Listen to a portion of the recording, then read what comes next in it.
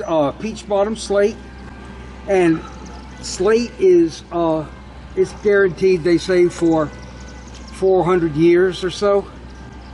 Well, the only problem is the factory closed up a long time ago.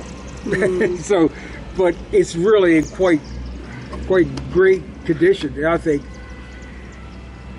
The green all around the top is all copper.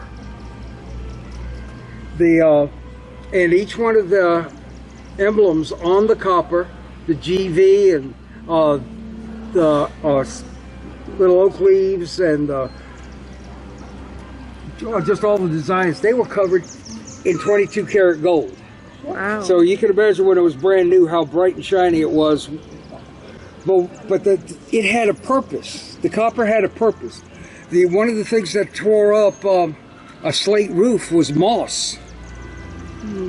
So moss would start growing on a slate roof and then grow up under it and crack it, and then you'd have bad leaks.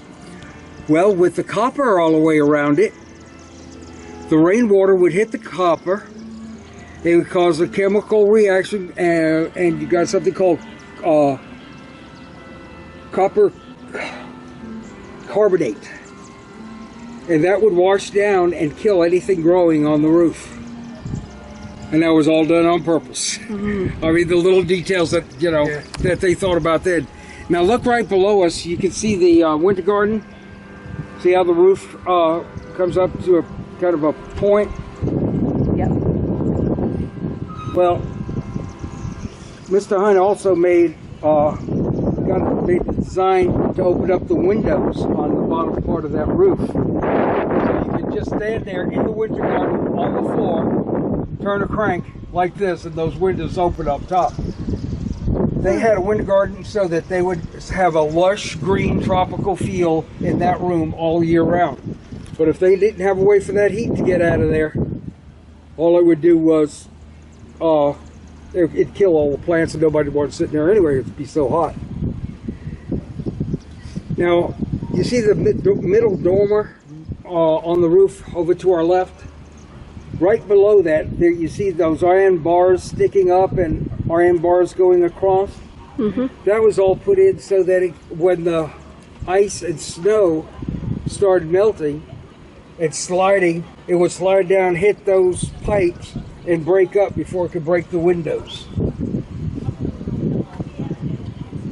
Now, a lot of people think that that's a gargoyle at the very end down there, and this one also, but they're not. Those are grotesques. They had no, they didn't have the water coming out. If you look back over here to the mountains, about 30 miles from there is Mount Mitchell. That's the tallest mountain east of the Mississippi River. It's about 6,800 feet, somewhere right along in there. When you look at these windows and how ornate they are, that's because you're facing the guest area. So the guests could be standing down there, and they'd look up, they'd see all of these ornate figures and designs. They'd look at the chimneys. By the way, the chimneys, we have 65 fireplaces that go into 16 different chimneys. So there's a whole system of flues that go right through the house. But you see, there'll be a lot more ornate on this side than they will be when we go out onto the roof on the other side. Anything? How big a staff did you have? In-house staff, 33. But that include the stable people. He had a stable of 20 horses, so he had a few people working in there. But just inside the house, keeping the house going, was 33 to 35. And gardeners? Not sure. A lot. He employed over 300. Now he employed over 300 people.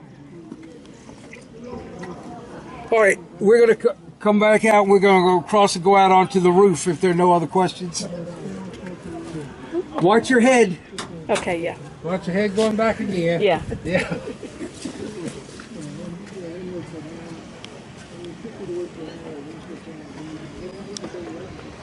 Okay, watch your head, TJ. Yeah, because even you're tall enough to crack your head on that.